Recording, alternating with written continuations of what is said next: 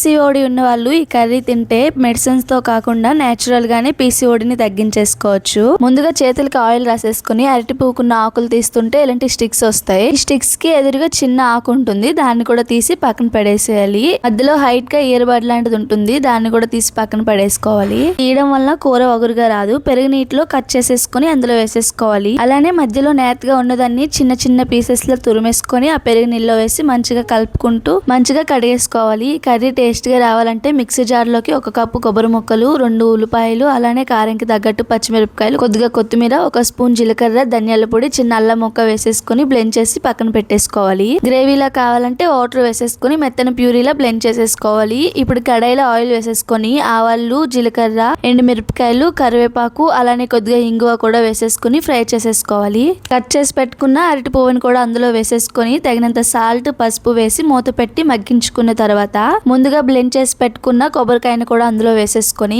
పచ్చి వాసన పోయినంత వరకు మంచిగా ఫ్రై చేసేసుకోవాలి. నేను చెప్పిన విధంగా ఈ కర్రీ చేసి చూడండి, టేస్టీగా ఒగరు లేకుండా వస్తుంది. ఈ కర్రీని మీరు ఎలా చేస్తారో కామెంట్ చేయండి. అలానే ఇలాంటి మరెన్నో వీడియోస్ కోసం మన ఛానల్ ని సబ్స్క్రైబ్ చేసుకోండి.